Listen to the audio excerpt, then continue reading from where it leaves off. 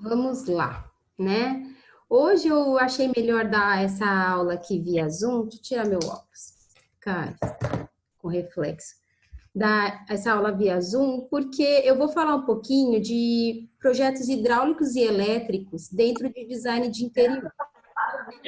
Então, vai ser uma explicação de um pouco, mas é importante que eu possa abrir para tirar dúvidas de vocês também. Então, achei melhor, em vez de gravar um vídeo, eu fazer essa aula aqui ao vivo, porque assim, se vocês quiserem perguntar, eu consigo sanar algumas dúvidas de vocês. Vocês assistiram a minha aula que eu postei sexta-feira sobre atuação do design? Eu postei lá no Classroom. Assistiu, Rochelle? O que vocês acharam? Sim. Ajudou? Ajudou. É? Tá me ouvindo? Tô te ouvindo, tô. Ai, estou aniversário da minha mãe hoje. Tem um povo aqui, tá? Eu sei que eu Então, qualquer coisa que vai fazer barulho, pode Não tem problema, tá? não tem problema. A hora que eu começar a explicar a teoria, eu vou pedir para vocês fecharem o microfone e só se alguém quiser fazer alguma pergunta, daí abre o microfone e me alerta que eu pauso, tá bom? Raquel tá aí, a Lê tá aí também. Tá. Estão com a gente, né? Então vamos lá, eu vou compartilhar minha tela que eu fiz um PowerPoint para ficar mais fácil de vocês entenderem o assunto, tá bom? Tá. Preciso fechar aqui, eu nunca sei fechar.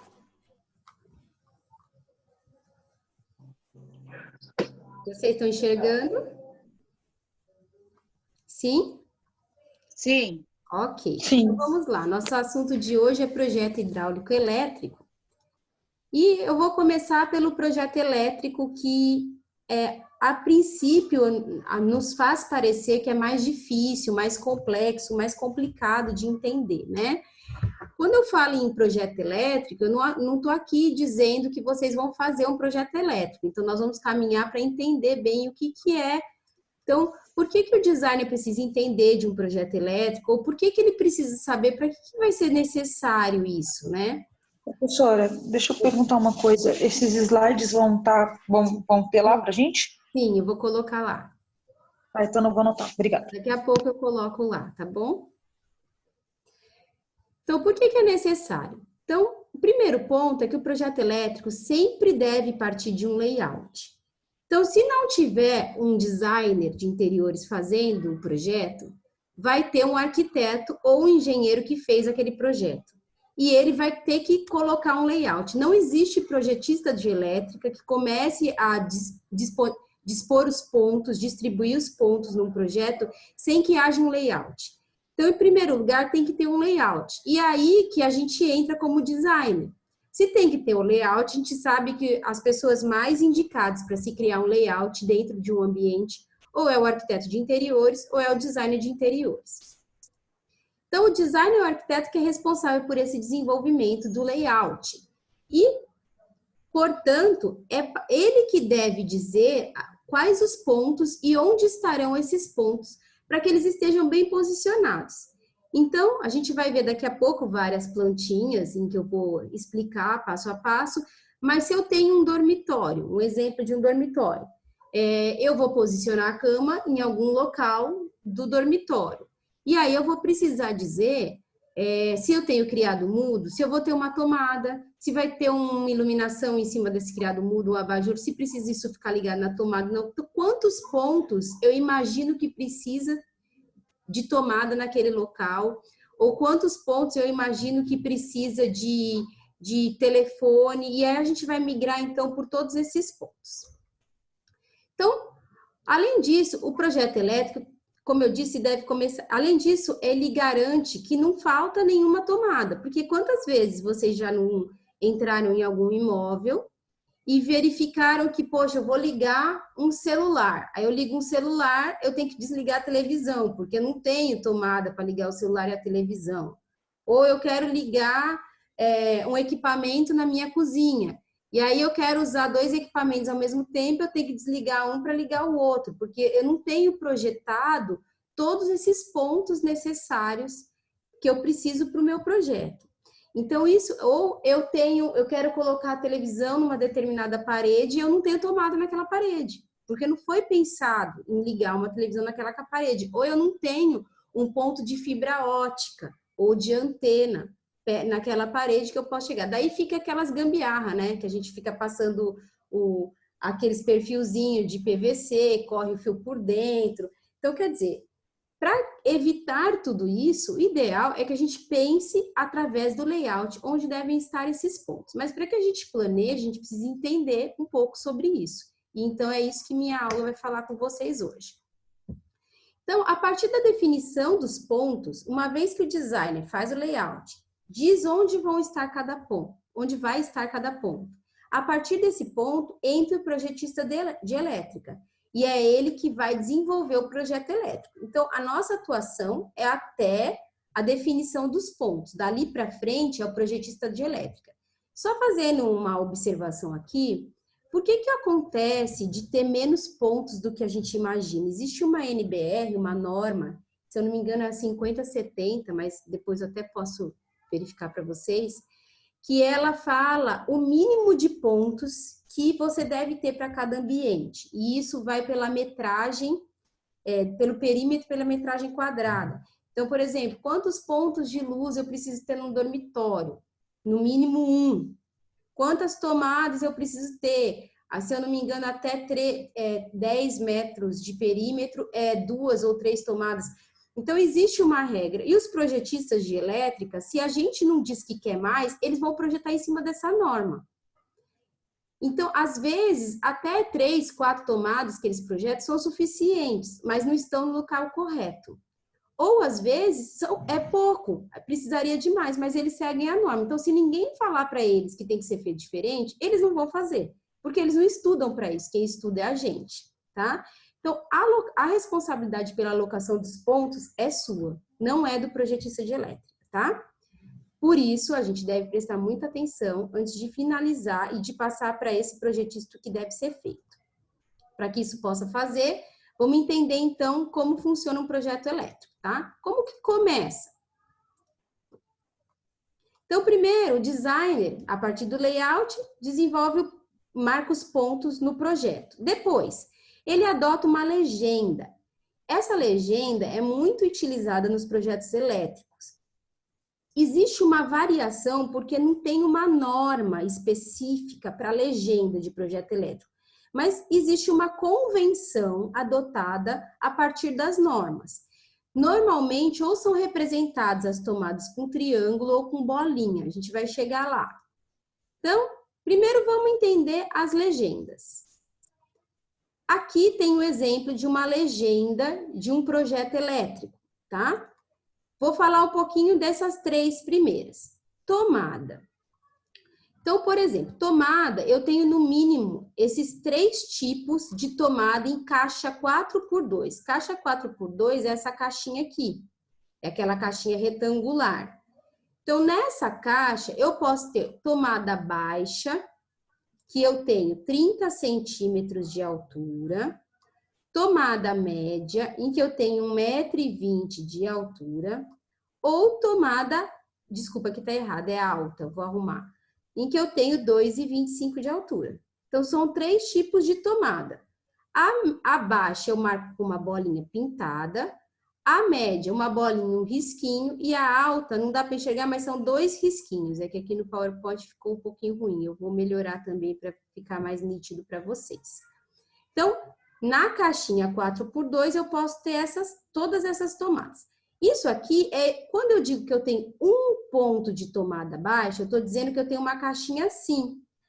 Mas existem aquelas caixinhas em que eu tenho 2 tomadas na mesma caixinha ou 3 tomadas na mesma caixinha. Como que eu represento isso? Então, seria esse próximo slide, ó. Se eu tiver uma tomada dupla baixa, ela pode estar numa caixa 4x2, que é essa aqui, então eu tenho 2 tomadinhas, ou ela pode estar numa caixa 4x4. Então, eu vou dizer no meu projeto, aqui eu escrevi ou, só para vocês entenderem que tem as 2 versões, mas no projeto de vocês têm que estipular se é uma tomada na 4x2 são 2 tomadinhas, ou se é na 4x4.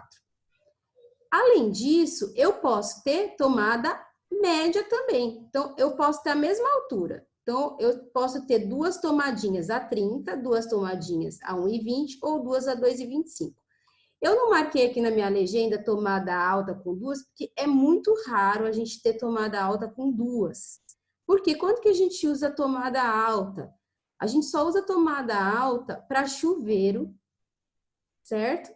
Que é lá em cima, o ponto de chuveiro, e na verdade a gente nem marca como tomada, a gente marca como chuveiro, porque a voltagem é diferente, né? 115, 127 volts, tá?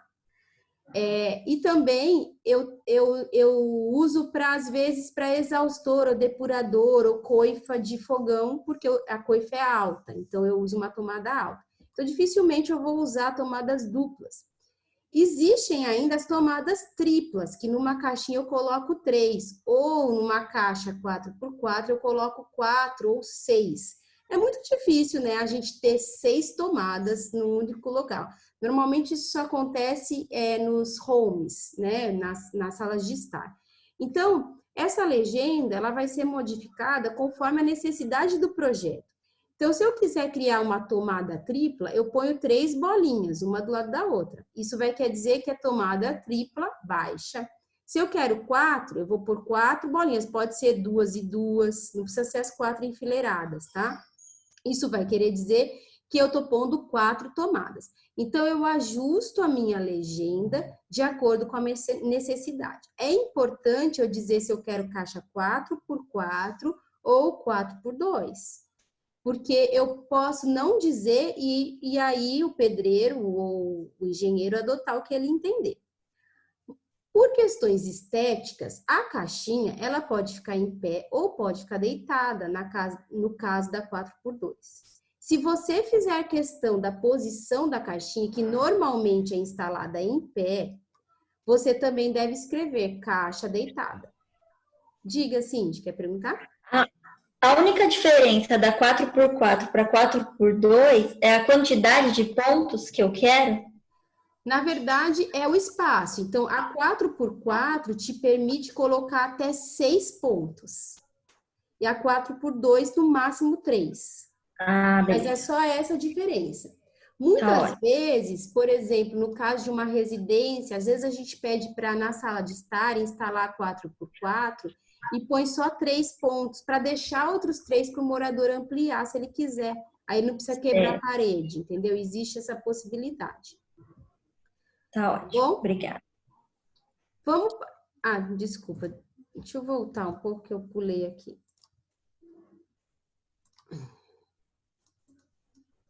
Então, aqui seria a 4x4, né? Que eu mostrei para vocês. Lembrando que antigamente, vocês podem... Eu vou falar isso porque às vezes vocês podem consultar algum projeto na internet e aí ficar com dúvida. Antigamente, a gente tinha opção de tomadas. Podia ser tomada com esse pontinho embaixo, que é o ponto terra, ou não. Hoje, a norma obriga a ser esse formato. Então, a gente precisa sempre ter o ponto terra. Então, não precisa nem especificar, tá? Vamos passar para o próximo. Além das tomadas, eu tenho os pontos de telefone e interfone. Gente, conforme o tempo passa, menos está sendo necessário o ponto de telefone, né? Então, o ponto de telefone, ele precisa ser muito discutido com o cliente se é necessário, porque hoje as pessoas, pelo uso do celular, têm muito pouco telefone fixo. Então, tem deixado de existir, mas existe a legenda de pontos de telefone. E interfone é se a pessoa quer instalar um interfone fora de casa.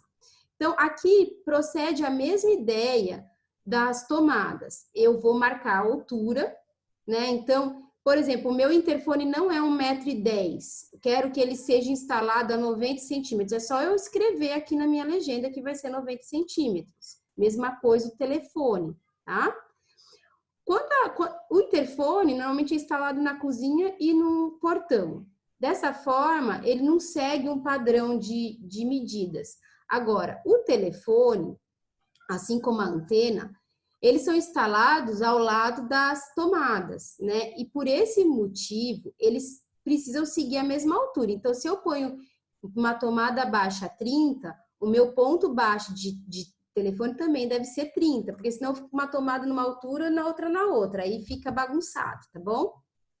Então, a caixinha é 4x2, porque normalmente é um telefone só, e o ponto de telefone é esse aqui, né? Esse é o antigo, esse é mais bonitinho, que é de interfone, e esse é de telefone. Essa aparência que eu tenho da tampinha, tá bom? Falando agora de antena. Antigamente, a gente usava esse ponto de antena, né? Então, a gente vinha com a antena, e ainda hoje existe, porque, por exemplo, antenas como Sky, né? Ela vem dessa forma, é ponto de antena, né? Vem pela antena.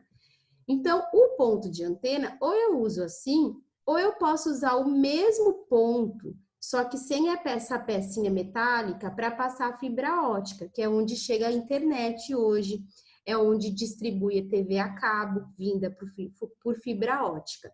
Então, é importante eu analisar direitinho se todos os pontos que eu tiver TV, eu vou ter TV a cabo ou TV por fibra ótica, eu preciso projetar esse ponto. E aí segue a mesma ideia de altura. Então, se eu tenho baixo, eu preciso dizer qual que é. Se eu tenho médio, eu preciso... Aqui tá errado também, eu esqueci de arrumar. Se eu tenho médio, eu preciso dizer qual é a altura, tá bom?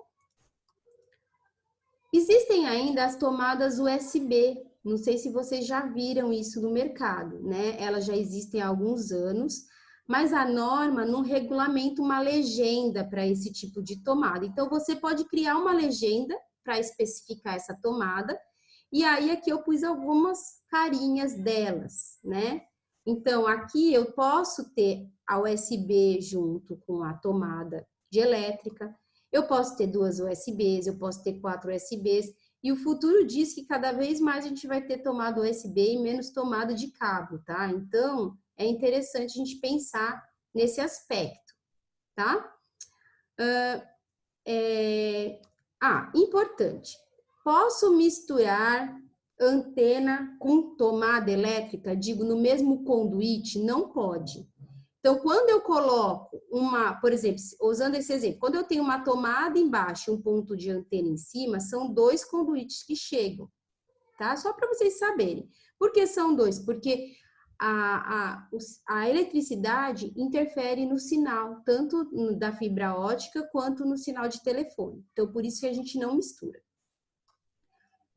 Então, voltando lá, a gente falou, primeiro faz o layout, depois a gente marca os pontos de acordo com a legenda, essa legenda que a gente acabou de conversar, e depois a gente analisa com cuidado esses pontos que a gente marcou. Então, se eu marquei o ponto, faz uma revisão, vai ambiente por ambiente, verifica que se você não esqueceu de nada, se está tudo direitinho. E verifique de novo a altura. Eu, por exemplo, não verifiquei a minha legenda aqui antes de terminar, porque eu terminei agora há pouco de fazer os slides, e tinha umas alturas erradas, né? Então, eu preciso arrumar. Então, vamos olhar aqui a prática disso, né? Eu tenho aqui um dormitório, eu tenho 2 camas aqui, e aqui eu tenho uma bancada de escrivaninha. Então, o que está projetado? Tomadas baixas, então, são essas aqui, 2 tomadas numa caixa 4x2, aqui e aqui. E aqui eu tenho mais 2 que são médias, porque estão acima da bancada. Aqui está no chão não, a 30 centímetros. Aqui está acima da bancada. E mais um ponto de telefone. Ok? Fácil até aí? Tudo bem, gente? Sim, né? Mais um exemplo. Sim. Sim, ok. Banheiro. Banheiro, normalmente, pela norma, eu sou obrigada a ter pelo menos um ponto de tomada. Obrigada, tá? Posso ter mais que um. Aí vai depender da necessidade de cada pessoa, de cada cliente. Então, mas no banheiro, nunca a tomada é baixa, né? Porque ela sempre está numa posição acima da bancada. É muito difícil a gente colocar a tomada no chão, assim, muito baixa. Aqui é um closet e eu tenho 2 tomadas baixas para ligar um aspirador, alguma coisa desse tipo, tá? E aqui é o quarto do casal. 2 tomadas baixas, porque eu tenho criado um mudo aqui, 2 tomadas baixas e mais um telefone. Aqui eu tenho uma bancada, né? Então eu tenho 2 mais 2. Por quê? Essas duas é para o uso de uma penteadeira ou de uma escrivaninha, ligar o notebook ou usar um secador, etc e tal. E essas duas é para eu ligar aparelhos de TV, então televisão e, por exemplo, o transmissor da NET, o transmissor da Vivo, sei lá qual aparelho que precisa. Então, eles não compartilham a mesma tomada, precisa ter um ponto para cada um. E eu tenho também um ponto de antena, já que eu tenho planejado uma TV aqui, eu tenho que considerar um ponto de antena aqui. Ok? Tudo bem até aí? Ah, importante que eu esqueci de dizer. Aqui eu estou pondo tomada 115, 127 volts. O que é isso? É o nosso 110. O que a gente chama de 110 é isso aqui, tá? Eu posso ter tomadas 220. Qual é a legenda para 220? É uma igual a essa, só que eu tenho 2 risquinhos na bolinha. Em vez de ser um risquinho só, esse horizontal, são 2 riscos. Isso significa que a tomada é 220. Na nossa região, a gente usa pouco tomada 220, mas tem muitos clientes que gostam de tomar 220, porque não sei se vocês sabem, mas o 220, ele puxa menor carga elétrica. Então, aparelhos que esquentam, o ideal é serem 220. Então, eu, por exemplo, na minha casa, tenho meu micro-ondas é 220, a tomada que eu ligo ferro de passar é 220, a tomada que eu ligo forno elétrico é 220, tudo aquilo que esquenta. Tanto que chuveiros são sempre tomadas de 220, porque esquenta, tá bom? Vamos ver mais um exemplo. Uma cozinha aqui, ó. Trouxe uma cozinha porque cozinha é o mais complicado. Então, aqui eu tenho 3 tomadas, tá vendo a ideia? Tem 2 mais uma separadinha, tá? Então, eu tenho 3 tomadas, não dá para ver, mas essa aqui é uma 220, tem 2 risquinhos. Eu vou melhorar também para vocês enxergarem depois. Essa é uma 220, por isso que ela tá separada. Então, são 2 pontos 110 médio e um 220. Aqui eu tenho mais um e aqui eu tenho mais 2. Esse aqui é esse ponto aqui alto. Por quê? Porque eu tenho um depurador aqui que vai ligar esse ponto, tá? E aqui é para ligar o fogão e mais uma de uso. E aqui eu tenho mais 2 de uso e uma para ligar a lava-louça. Essa parede tem projetado uma televisão, não sei se dá para enxergar, ela está desenhada bem clarinho aqui. Então, já que tem uma televisão, foram projetados 2 pontos de tomada e um de antena. E mais um ponto de telefone, que pode ser telefone ou interfone, na verdade. Tudo bem, gente, até aí? Ok. Então, além dos pontos elétricos, a gente também deve e pode pensar nos pontos de iluminação. Professora, eu como designer sou obrigada a pensar nos pontos de elétrica e de iluminação, nós vamos chegar lá mais para frente, tá? A iluminação pode estar embutida na laje, ou seja, aquele ponto que é fixo na laje, que eu não consigo mexer, ou então, que é esse ponto aqui embutido na laje, ou então ela pode estar no forro de gesso, certo? No forro de gesso. Gente, se nossa reunião cair, a gente entra de novo, tá? Porque o Zoom às vezes corta depois de 40 minutos. Outro dia não cortou, mas às vezes corta. Então, vamos entender. Normalmente, quando o ambiente não tem forro, ele tem o ponto sempre no centro da laje. Isso é o mais padrão, porque é o jeito que é deixado nos projetos. Então, para que a gente distribua melhor, normalmente, a gente sabe, e vocês vão ter uma aula de iluminação com o André amanhã, se eu não me engano, em que ele vai falar um pouquinho sobre isso, né? Vou deixar ele falar sobre isso, mas nunca um ponto único no centro do ambiente resolve a nossa iluminação. Então, a gente sempre precisa criar mais.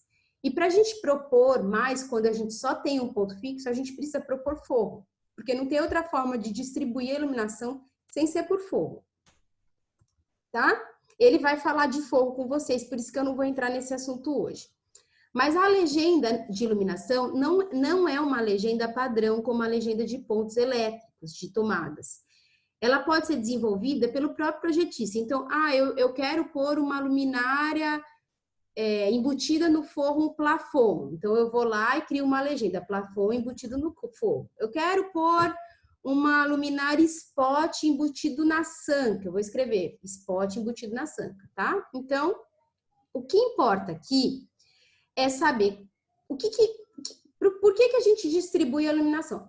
A distribuição da iluminação no forro é para a gente saber como vai funcionar, para a gente entender se a área que eu estou iluminando é suficiente e para o cliente entender a nossa proposta. Para o projetista de elétrica, ele não vai deixar todos aqueles pontos. Por quê? Porque você vai fazer esses pontos no forro. Isso é feito depois. Ele vai deixar os pontos no teto de acordo com o circuito. Então, o que é o circuito? O circuito é aquilo que eu uso... Desculpa. O circuito é aquilo que eu uso para poder... O circuito é aquilo que eu uso para poder dizer quantas vezes, o que eu quero acender. Então, por exemplo, se eu tenho um circuito, eu aciono o interruptor e ele acende um ponto no meu teto. Se eu tenho 2 circuitos, eu tenho interruptores separados. Cada interruptor acende um circuito. Então, se eu tenho 4 pontos no meu forro, mas os 4 vão acender ao mesmo tempo, é um circuito só. O projetista entende que é um único circuito. Eu tenho 4 pontos, mas ele acende todos juntos, um circuito, por mesmo interruptor. Se eu tenho 4 pontos, mas eles acendem de forma separada, 2 e 2, por exemplo, eu preciso ter 2 interruptores. Um acende 2 e o outro acende 2. A gente vai ver isso aqui no projeto. Então, vamos lá, ó. Então, como eu disse, a legenda é própria do designer ou de arquiteto. Vou mostrar aqui, ó. Ponto para pendente embutido no forro. Então, pendente é esse tipo aqui. Pode ser embutido no forro, nesse caso das fotos, eu trouxe um pendente no telhado, tá? Então, eu tenho um ponto para o pendente. O projetista sabe. Qual outro ponto que eu... Ó, ponto para luminária embutida no forro. Eu tenho várias luminárias. Por enquanto, só estou mostrando os pontos para vocês. Não estou mostrando o circuito ainda, tá? Plafon na laje. O que é plafon? É esse aqui. Na laje, ele está na laje, a gente sabe porque ele não está embutido, ele tem uma altura. Existe plafon que embute na laje, o André vai falar mais com vocês sobre isso. E o plafon que está aqui, embute no forro, desculpe, e o plafon que está na laje. O que mais que eu posso ter? Arandela, né? Arandela é aquilo que vai na parede, certo? E eu posso ter iluminação de jardim também. Gente, vocês vão ver com o André que existe uma infinidade de tipos de iluminação. E para cada um deles, o ideal é a gente fazer uma legenda, para que fique bem claro para o cliente onde que vai ser instalado cada um deles. E a gente faz uma planta de forro, tudo isso o André vai conversar com vocês mais para frente. Então, como que a gente sabe o que é o circuito? Então, vamos lá. O circuito é a ligação do interruptor até o ponto de luz. É onde vai aquele fio que liga do interruptor ao ponto de luz. Existem 3 formas que a gente liga um circuito, que liga um interruptor, tá? Vocês vão reconhecer pela casa de vocês. Ó, o primeiro é o interruptor simples. É aquele que eu ligo e desligo no mesmo interruptor. Ou seja, eu não posso ligar num lugar e desligar no outro.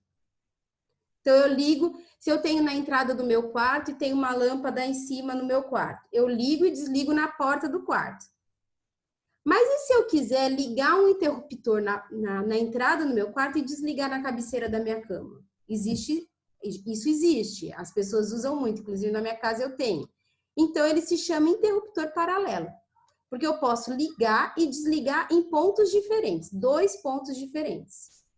Então, quando eu digo para o meu eletricista, né, para o meu projetista de elétrica, olha, o meu interruptor, o meu circuito aqui é simples, ele entende que aquele interruptor vai acender aquela lâmpada e acabou. Se eu digo que ele é paralelo, ele entende que tem 2 interruptores para acender a mesma lâmpada. E se eu digo que ele é intermediário, eu posso ligar em até 3 lugares diferentes. Então, eu posso ligar e desligar em 3 interruptores diferentes. Vou mostrar no desenho que fica mais fácil de vocês entenderem.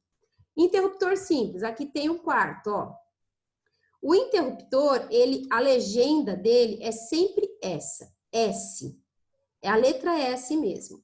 O simples é só um S. O intermediário é SI. E o paralelo é SP, tá? O interruptor simples, ligo e desligo no mesmo lugar. Então, eu entrei no quarto aqui, eu tenho um interruptor aqui nessa parede, ligo esses dois pontos, acendem ao mesmo tempo, porque eu tenho um único interruptor, ok? Interruptor simples. Ó, um outro caso, entro no banheiro, 2 pontos, mas eles são acendidos pelo mesmo interruptor. Tenho um único circuito, Mesma coisa aqui, eu tenho um ponto e um interruptor. Esse é o mais comum que a gente tem mais nos ambientes. Intermediário, vou dar, um exemplo aqui. É o menos comum, tá? Mas eu trouxe um exemplo aqui. Então, por exemplo, aqui eu tenho uma sala lá no andar térreo, eu tenho uma escada em que eu subo essa escada e chego aqui para esse hall de cima. Então, isso está no andar de cima, isso aqui está lá no andar de baixo. Então, eu quero, lá da minha sala, eu quero poder acender essas arandelas da minha escada, mas por um efeito decorativo. Eu estou aqui na sala, quero deixar aceso. Então, eu tenho um interruptor aqui. Mas quando eu subir a escada, eu também quero poder acender. Porque vamos dizer que eu não acendi, tá tudo apagado, cheguei em casa, vou subir a escada. Eu quero poder acender aqui, não preciso ter que atravessar a sala e lá no outro ponto acender.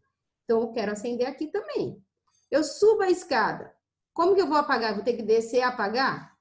Não, eu tenho um outro interruptor aqui. Então, observe que, tá vendo esse número 14?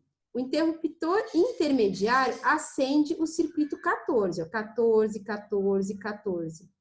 Então, eu indico para o eletricista que esse é o circuito 14, colocando o número na frente, ao lado da simbologia da lâmpada, que aqui, no caso, é uma arandela, e indico também no interruptor. Mas logo que eu subo, além da escada que eu tenho que acender, eu também tenho que acender o hall. E nesse hall eu tenho 2 pontos. Então, eu acendo por um interruptor simples, ou seja, com um único circuito, um único acionamento, porque aqui também é um único circuito. Como que eu sei que é um único circuito? O 14 está acendendo todas as lâmpadas ao mesmo tempo. Então, eu tenho 3 interruptores, mas eu tenho as 3 lâmpadas acendendo juntas. Aqui eu também tenho esses 2 acendendo no interruptor simples 19.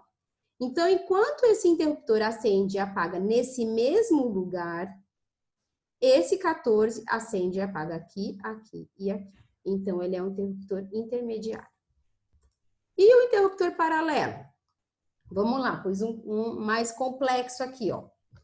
A minha lâmpada 20 é a lâmpada que ilumina o meu quarto.